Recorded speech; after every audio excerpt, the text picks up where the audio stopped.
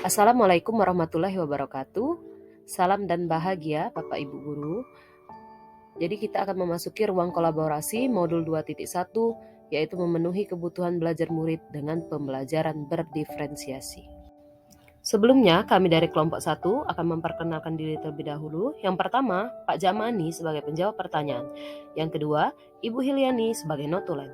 Yang ketiga, saya sendiri Laili Ramadhani sebagai moderator. Yang keempat, Memika Eprinikasari sebagai penjawab pertanyaan.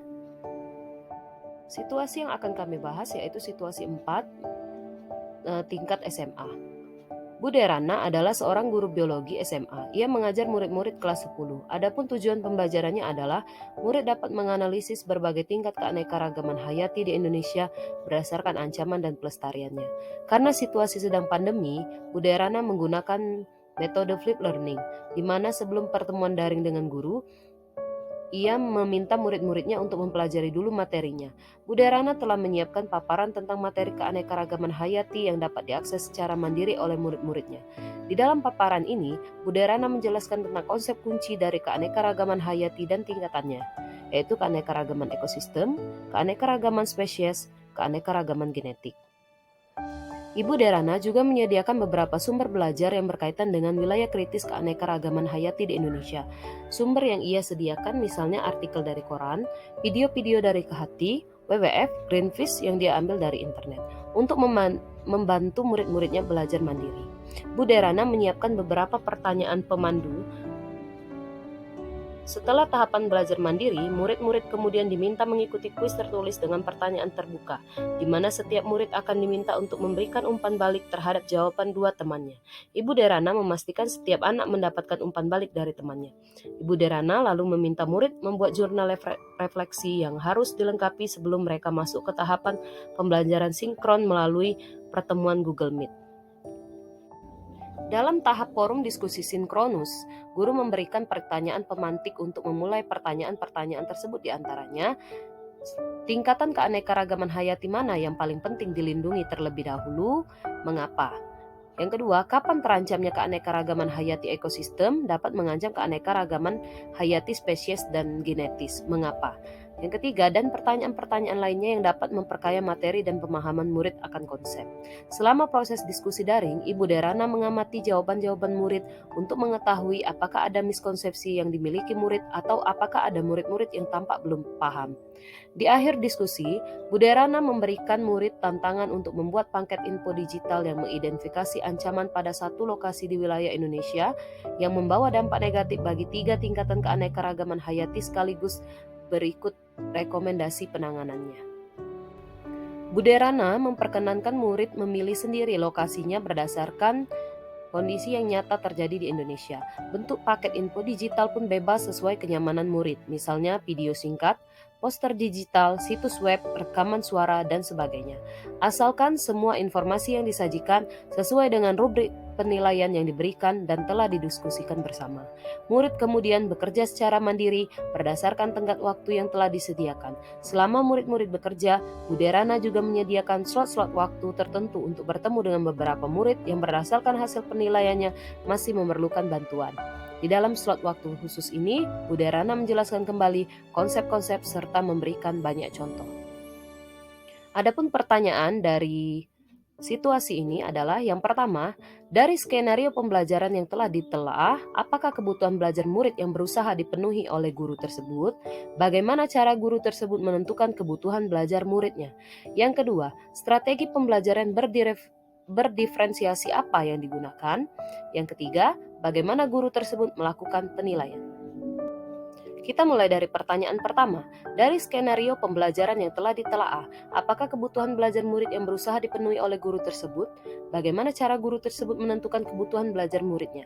Yang pertama, kebutuhan yang dipenuhi oleh guru adalah kebutuhan belajar berdasarkan kesiapan belajar murid, yaitu guru menyediakan sumber yang disediakan, misalnya artikel dari koran, video-video dari Kehati, WWF, dan Greenpeace yang diambil dari internet.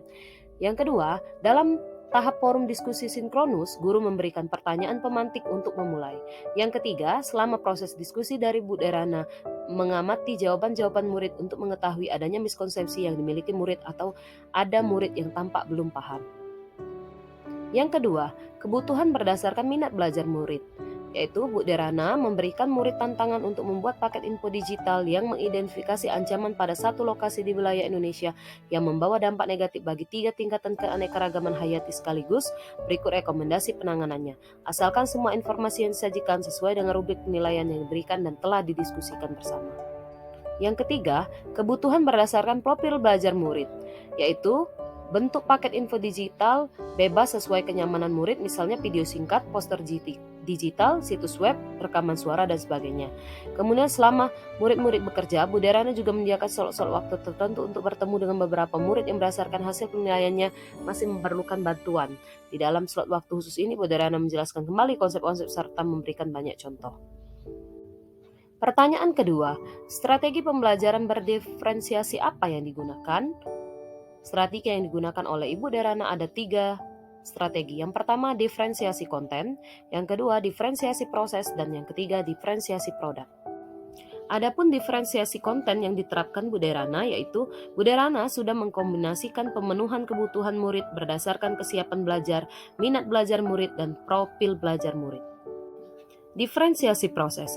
Ibu Derana meminta murid membuat jurnal refleksi yang harus dilengkapi sebelum mereka masuk ke dalam tahapan pembelajaran sinkron melalui pertemuan Google Meet.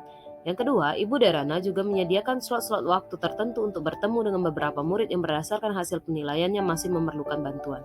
Di dalam slot waktu khusus ini, Ibu Derana menjelaskan kembali konsep-konsep serta memberikan banyak contoh. Diferensiasi produk. Bu Derana memperkenankan murid memilih sendiri bentuk paket info digital sesuai dengan kenyamanan murid, misalnya video singkat, poster digital, situs web, rekaman suara, dan lain sebagainya. Pertanyaan terakhir, bagaimana guru tersebut melakukan penilaian? Bu Derana melakukan 3 penilaian sekaligus. Yang pertama, assessment for learning.